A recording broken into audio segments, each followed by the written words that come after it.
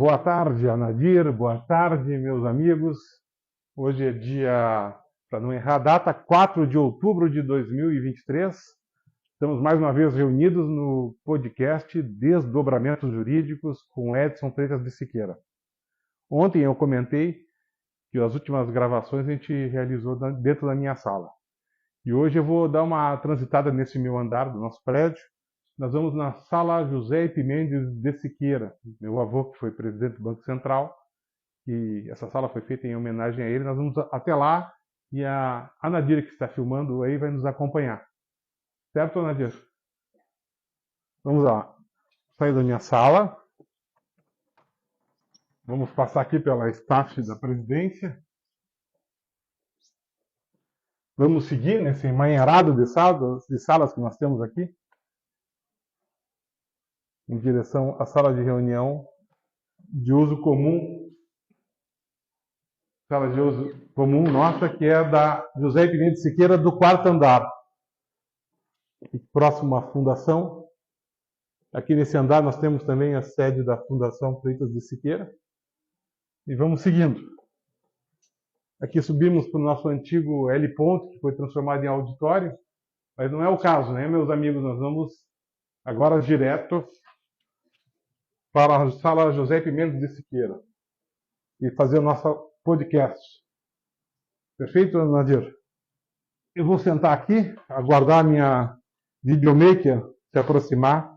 Eu já deixei meu café preparado aqui para, com os amigos, tomar um bom café preto, né? Preparei a matéria e vamos começar agora tratando do nosso assunto do dia, dos desdobramentos importantes que acontecem aqui no escritório Edson Freitas de Siqueira Advogados. O tema de hoje é os serviços extrajudiciais que passaram a ser prestados pelos nossos tabeliões, pelos cartórios, uma atividade notarial que visa, acima de tudo, desjudicializar a atividade do Poder Judiciário. Por que eu falo desjudicializar a atividade do Poder Judiciário? Porque o Poder Judiciário é o local onde nós entramos com as ações judiciais, resolvemos os nossos litígios, como eu venho falando para vocês. E o Poder Judiciário, em paralelo a essa sua atividade, ele também regulamenta, fiscaliza, organiza todo o sistema notarial. Então, o Poder Judiciário de cada estado, através das corregedorias dos tribunais de justiça e presidência dos tribunais de justiça, fiscaliza e regulamentam toda a atividade notarial dos tabeliões. Valores de custas, requisitos, nomeação, concursos de tabeliões suboficiais e o funcionamento do dia a dia, como deve ocorrer dentro de cada município, dentro de cada seu estado.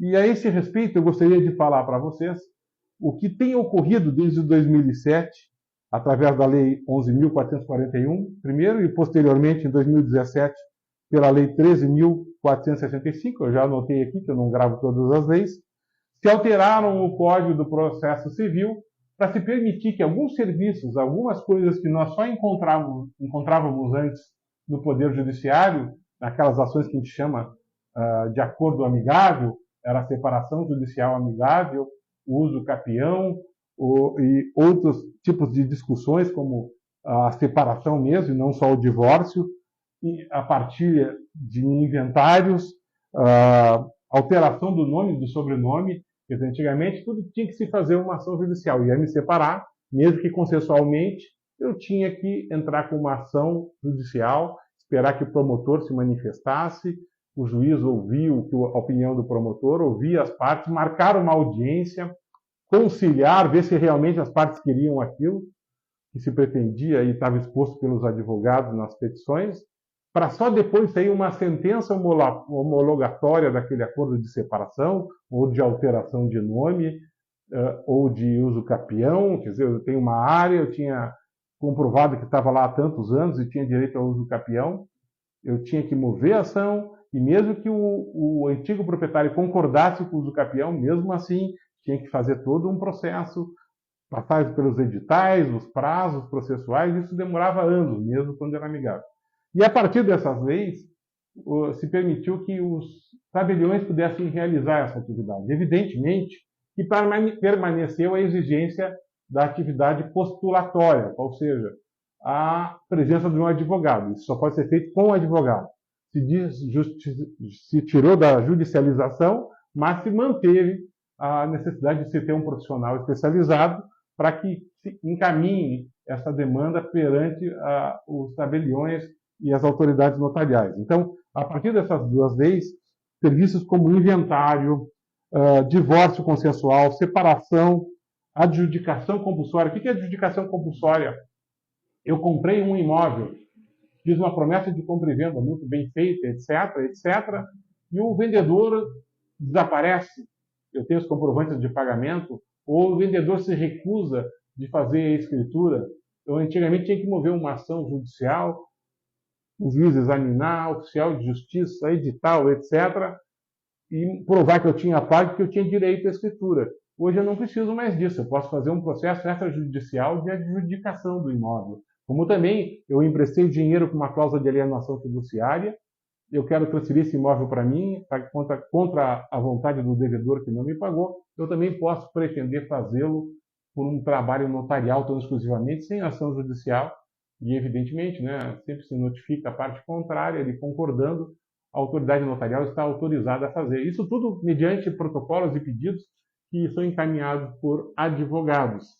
Então, isso é um grande avanço, isso é uma tendência internacional de tentar facilitar as coisas quando as partes estão de acordo, ou quando a prova é tão clara, tão transparente, que um tabelião com seu munus público, que a gente chama, com a sua oficialidade, possa reconhecer que estão presentes aquelas exigências de lei e ele mesmo fazer, sem que haja necessidade de se demandar todo o Poder Judiciário, incluir as partes e a discussão e a preocupação e o negócio jurídico, aquele trâmite processual longo e desnecessário nesses casos.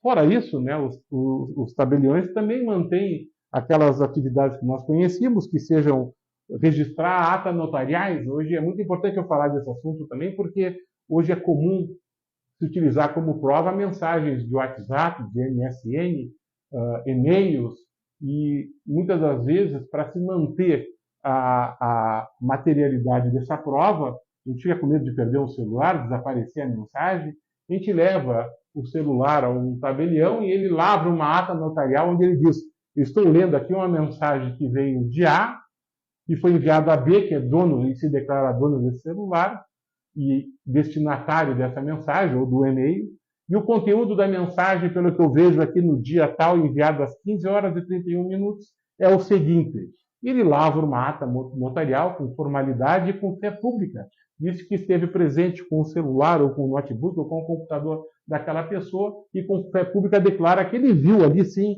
aquela informação e ela é verdadeira, de forma que se desaparecer o celular ou sumir a mensagem ou apagarem a nuvem, ali a autoridade notarial atestou para efeito erga omnes, quer dizer, para conhecimento de todo e como produção de prova permanente, para facilitar a pretensão de algum direito.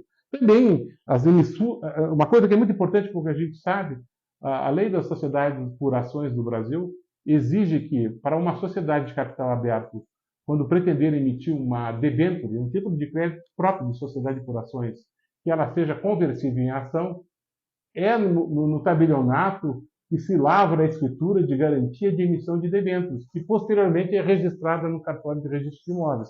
É uma atividade bem específica, mas que quem trabalha no setor imobiliário, principalmente imobiliário internacional, onde se diz respeito a sociedades de capital aberta com ações negociadas na Bolsa de Valores de Nova York e no Brasil, isso é uma exigência que haja esse registro antes de se emitir as debêntures. Outro trabalho que todos conhecemos, reconhecimento de firma, lavatura de escrituras de compra e venda, de imóveis, de hipoteca, registro de hipoteca, escritura pública de doação e aqueles famosos testamentos de natureza pública. Tudo se registra perante as autoridades notariais. Mas o que é diferente hoje são essas circunstâncias de processo extrajudicial que a gente pode implementar nos cartórios